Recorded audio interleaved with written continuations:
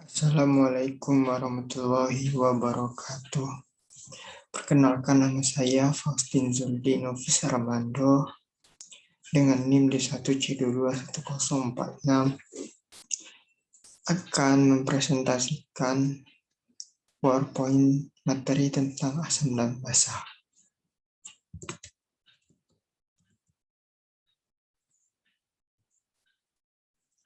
Teori asam basa menurut Arrhenius, asam adalah sebagai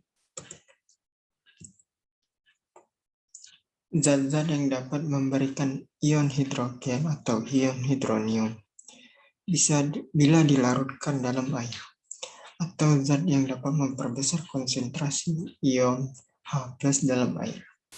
Umumnya merupakan senyawa kovalen, misalnya gas hidrogen klorida yang merupakan senyawa kovalen.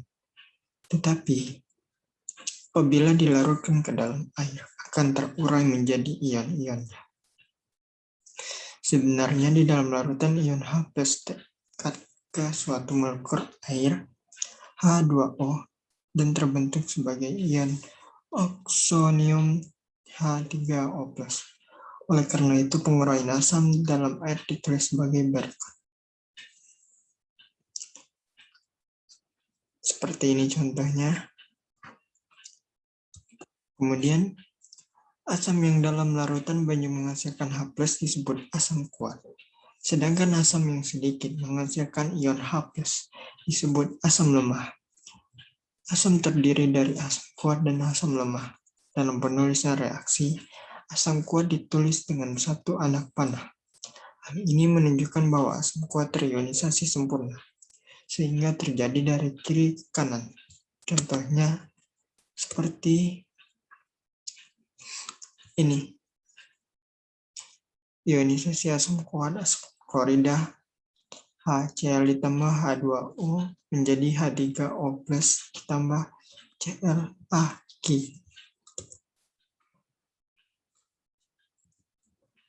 Tidak semua senyawa yang mengandung hidrogen adalah asam. Misalnya, alkohol atau etanol mempunyai rumus kimia C2H5OH. Walaupun ada unsur H-nya, alkohol bukan asam. Begitu juga tidak semua hidrogen pada rumus kimia suatu asam dapat dilepaskan sebagai ion H+ dalam larutan. Ionisasi asam lemah. Contohnya seperti ini.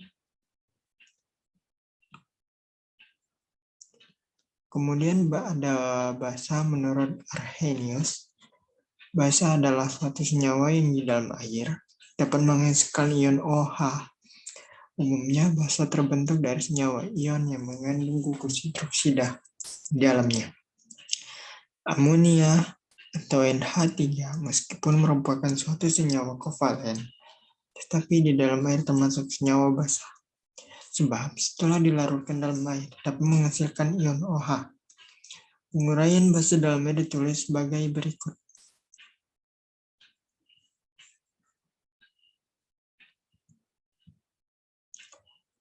Dan ini adalah contoh-contohnya.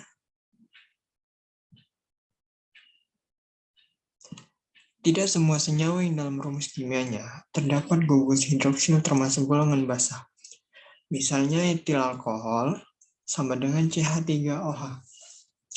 Gugus hidroksil pada metil alkohol tersebut dalam larutan tidak dapat dilepaskan sebagai ion OH. Basa yang dalam larutan banyak menghasilkan OH disebut basa kuat. Sedangkan basa yang sedikit menghasilkan ion OH disebut basa lemah.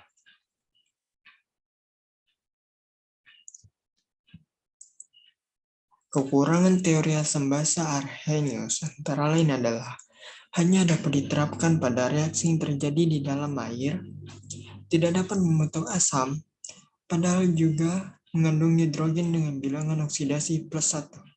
Tidak dapat menjelaskan mengapa senyawa yang tidak memiliki OH, seperti Na2CO3, juga membentuk larutan yang bersifat basah jika dilarutkan dalam air.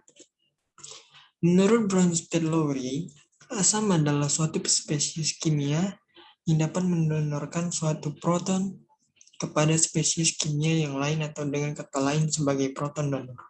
Basa adalah suatu spesies kimia yang dapat menerima suatu proton dari spesies kimia yang lain atau dengan kata lain sebagai proton akseptor.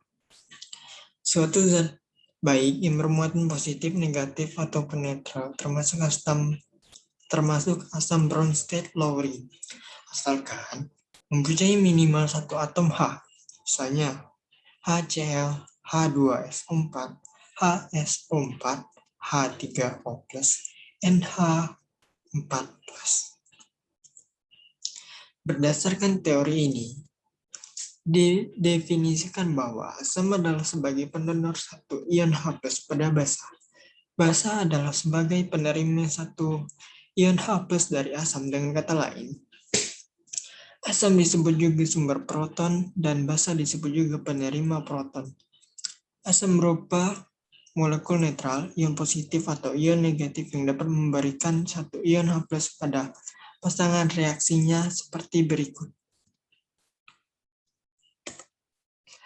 HCl bersifat HCl bersifat asam dan Cl- bersifat basa. HCl dan Cl- merupakan pasangan asam basa dikenal dengan istilah asam basa konjugasi. Cl merupakan basa konjugasi HCl. Sebaliknya, merupakan asam konjugasi Cl-. H2O bersifat asam, H2O dan H3O+ merupakan pasangan asam basa yang dikenal dengan asam basa konjugasi. H3O+ merupakan asam konjugasi H2O yang merupakan basa konjugasi. Air terurai membentuk ion-ion dengan memindahkan satu ion H+ dari satu molekul yang berlaku sebagai asam pada molekul lain yang berlaku sebagai basa. Contohnya seperti berikut ini. Basa bereaksi dengan air melalui penerimaan satu ion H+ dari molekul air membentuk ion H seperti berikut. Molekul air dapat berlaku sebagai zat antara dalam reaksi asam basa melalui penangkapan ion H+ dari asam dan kemudian pelepasan ion H+ pada basa seperti berikut. Pasangan asam basa konjugat. Konjugat berasal dari bahasa Latin yang berarti pasangan.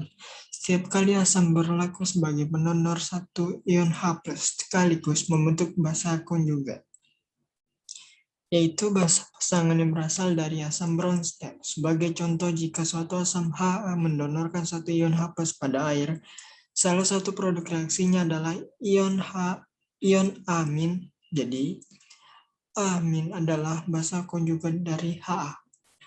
Seperti berikut ini. Sebaliknya, setiap kali basa menerima satu ion H+ sekaligus membentuk asam konjugat Ha, yaitu asam pasangan yang berasal dari basa Bronsted. Kekuatan relatif pasangan asam basa konjugat seperti berikut ini.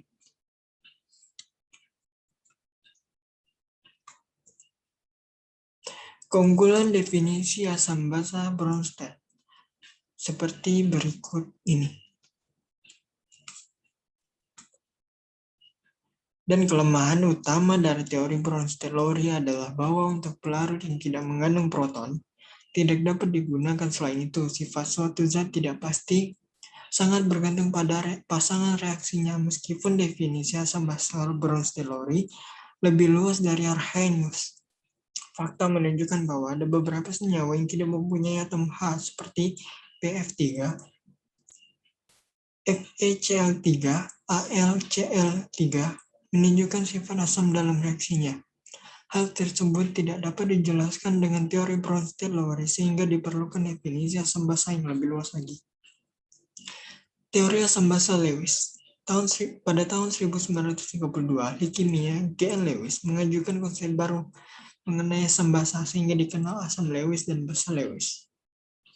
Menurut konsep tersebut, yang dimaksud dengan asam Lewis adalah suatu senyawa yang mampu menerima pasangan elektron dari senyawa lain atau akseptor pasangan elektron, dan basa Lewis adalah senyawa yang dapat memberikan pasangan elektron kepada senyawa lain, donor pasangan elektron.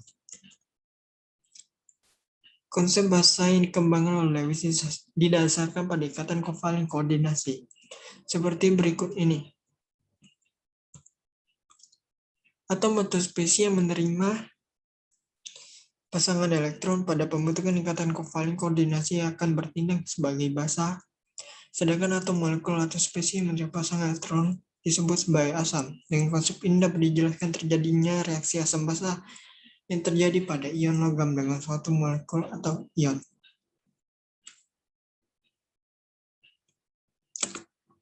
Dan ini adalah beberapa contoh dari asam basa Lewis.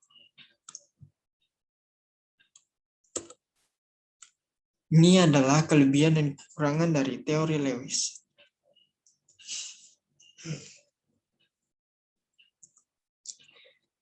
Kemudian ada perbandingan perkembangan teori asam basa dari Arrhenius, Bronsted, Lowry, dan Lewis.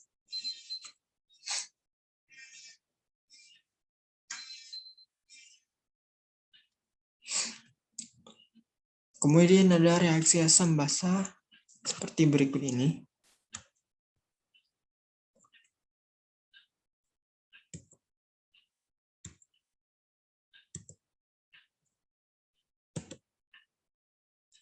Dan ada beberapa contoh soal.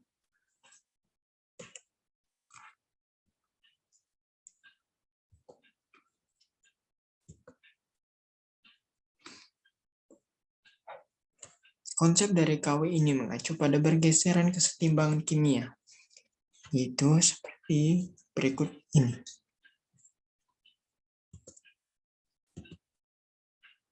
Kemudian ada soal lagi.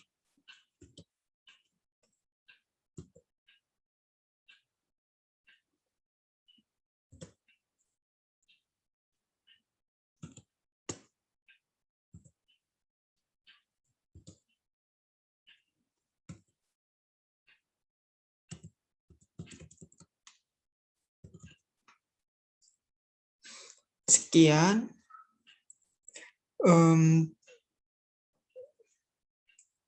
materi asam basa dari saya. Apabila ada salah kata mohon dimaafkan. Assalamualaikum warahmatullahi wabarakatuh.